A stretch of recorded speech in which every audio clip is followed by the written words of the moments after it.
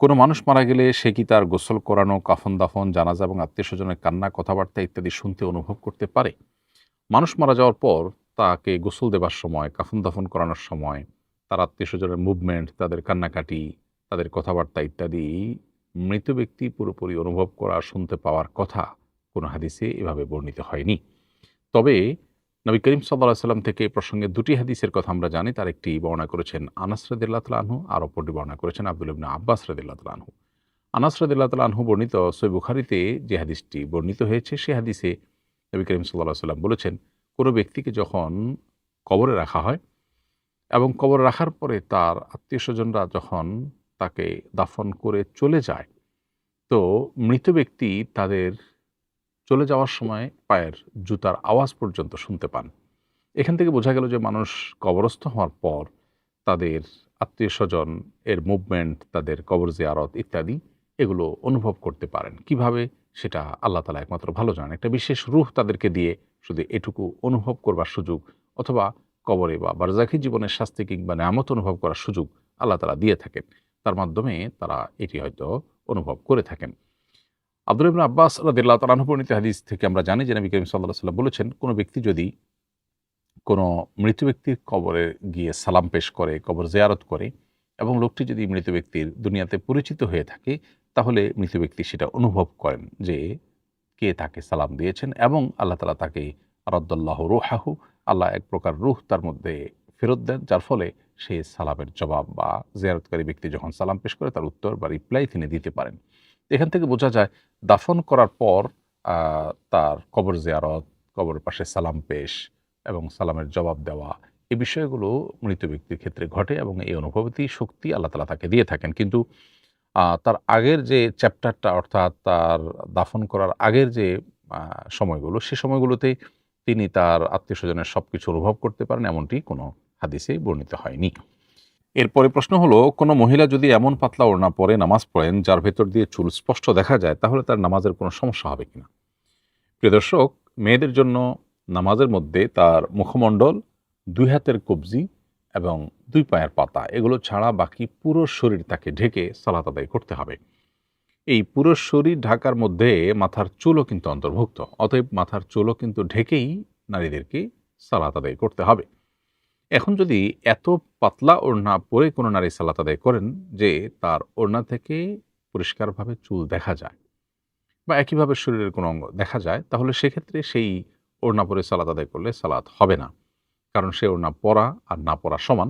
অঙ্গ আবৃত রাখার যে নির্দেশনা এই ওড়না দ্বারা সেটি পালিত হচ্ছে না। ফলে সদর ঢাকার ফরজ আদায় না হওয়ার কারণে নামাজ হবে না, বরং সে নামাজ তাকে পুনরায় পড়তে হবে, যদি তিনি এরকম ওড়নায় কোনো সালাত আদায় করে থাকেন। সম্প্রতি গাজীপুরে একজন ইমামকে পরস্ত্রী সহ আবাসিক হোটেল থেকে আটক করা হয়। এ ধরনের ঘটনার কারণে আলেমদের উপর থেকে মানুষের আস্থা উঠে যাচ্ছে। এ ব্যাপারে আলেমদের উদ্দেশ্যে আপনার বার্তা কি? আ সন্দেহাতীতভাবে খুবই দুঃখজনক এবং দুর্ভাগ্যজনক এই সমস্ত ঘটনাগুলো আমাদের দেশে ঘটে।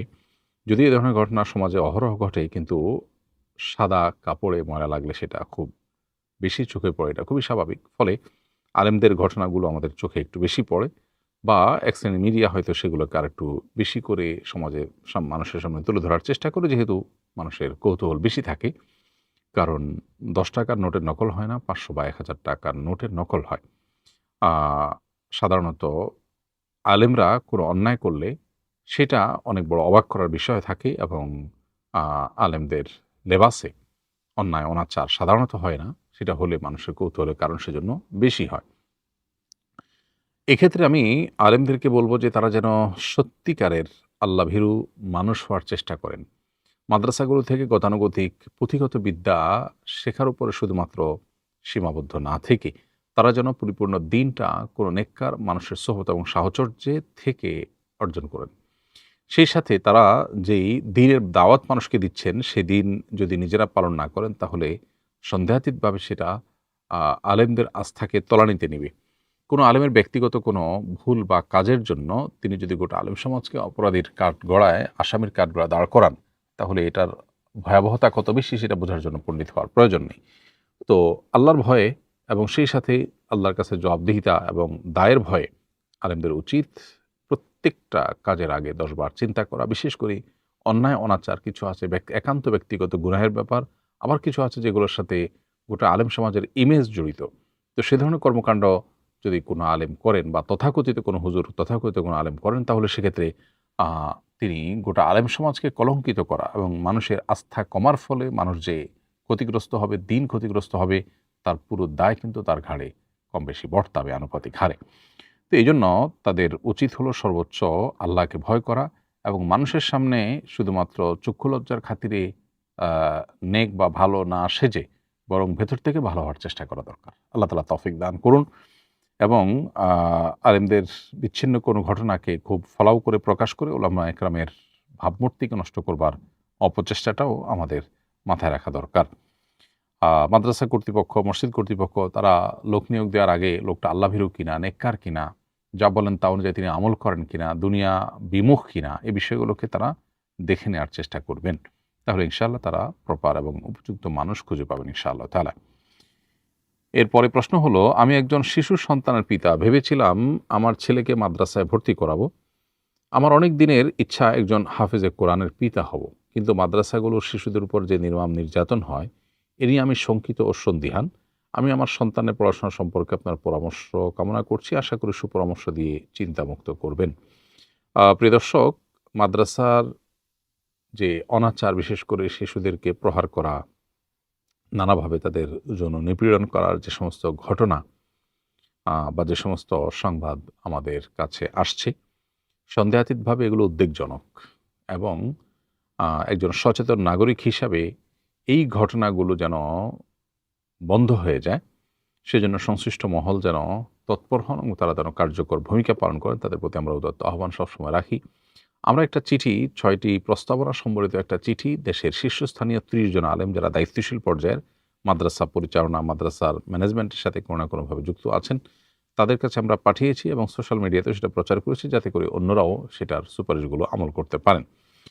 তো এর বাইরে আ বাস্তবতা হলো যে, যখন কোনো ঘটনা চাউর হয়, তখন আমাদের কাছে মনে হয় যে সব ক্ষেত্রে শুধু বোধহয় এটিই ঘটে। বাস্তবে কিন্তু তা নয়।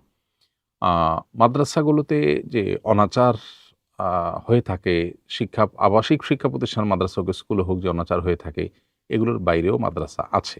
তবে যেহেতু অনেক বেশি ঘটনা আমরা দেখতে পাই, খুব স্বাভাবিকভাবে আমরা শঙ্কিত হই। তো এই ক্ষেত্রে আমি আপনাকে বলব যে, আপনার সবচেয়ে ভালো হয় যদি আপনি হোম স্কুলিং করতে পারেন। বাসা থেকে যদি তাকে পড়াতে পারেন, হিফজ করাতে পারেন। আমার ছেলে এবং মেয়ে তারা বাসা থেকে হিফজ করেছে, তবে সবার জন্য এটা সহজ নয়। যদি আপনি এটা করাতে পারেন, তাহলে সেক্ষেত্রে আরও কয়েকটা বাচ্চাকে রেখে আপনি করলেন, নিবিড় তত্ত্বাবধানে এবং পর্যবেক্ষণ রেখে করলেন। আর না হয় মাদ্রাসাগুলোর মধ্যে অনেক ভালো মাদ্রাসা আছে, যারা অত্যন্ত দায়িত্বশীল এবং সেখানে খুব কঠোরভাবে নিয়ম নীতি ফলো করা হয়। আপনি যদি খুব মনোযোগের সাথে খোঁজ করেন, তাহলে দেখবেন যে এরকম মাদ্রাসার সংখ্যা নেহায়েত কম না। খুঁজে বের করে আপনার সন্তানকে সেখানে আপনি ভর্তি করাতে পারেন। কিয়ামতের আগে আমাদের জন্য বহুবিধ ফিতনা পতিত হওয়ার কথা হাদিসে সতর্ক করা হয়েছে, সতর্ক বানিয়ে এসেছে। তো এই ফিতনাগুলো বা ধোঁয়াশাগুলো, বিভ্রান্তিগুলোর মধ্যে থেকে এটাও একটা ফিতনা, যে আমরা যে কাজ করতে যাব সে কাজের পথে বহু কাঁটা বিছানো থাকে। তো এটা যেন আমাদের ভালো কাজের ইচ্ছা থেকে আমাদেরকে নিবৃত্ত না করে, বরং আমরা যেন সেই কাঁটা সরিয়ে হলেও আমাদের কাঙ্ক্ষিত গন্তব্য এবং লক্ষ্যে পৌঁছতে পারি। আমি দোয়া করি আল্লাহ আপনাকে আপনার স্বপ্ন পূরণের তৌফিক দান করুন। আপনার আশেপাশে এরকম সচেতন, দায়িত্বশীল টিচার এবং আদর্শ মাদ্রাসা কিছু না কিছু আপনি পাবেন। বিশেষ করে যদি একটু খোঁজ করেন, ১০টা বা ২০টা মাদ্রাসা থেকে বাছাই করলে আপনি একটা মাদ্রাসা অবশ্যই সন্তানকে পড়াবার মতো পাবেন। তবে আমি আপনাকে বলব যে, খুব ছোটবেলায় সন্তানকে আবাসিক এমনিতেই না দেওয়া ভালো। বাবা-মার স্নেহে থাকলো, আসা যাওয়া করলো, বাসাতে খুব কাছাকাছি থাকলো। আর মাদ্রাসা সিসিটিভি ক্যামেরা সহ অন্যান্য আ বিষয়গুলো আছে কিনা, যেগুলো আসলে কর্তৃপক্ষের দায়িত্বশীলতার পরিচয় বহন করে। এর বাইরে দক্ষ, বিচক্ষণ একাধিক আলেমের সাথে পরামর্শ করতে পারেন, যারা আপনাকে চিনে এবং আপনার বাসার লোকেশনের আশেপাশে ভালো মাদ্রাসার সন্ধান দিতে পারবেন। তো এভাবে বহুবিধ উদ্যোগ নিলে ইনশাআল্লাহ আশা করা যায় আপনার শঙ্কা থেকে আল্লাহ আপনাকে হেফাজতে রাখবেন এবং আপনার সন্তানকে হাফেজে কোরআন বা আলেমে দ্বীন হওয়ার তৌফিক দান করবেন।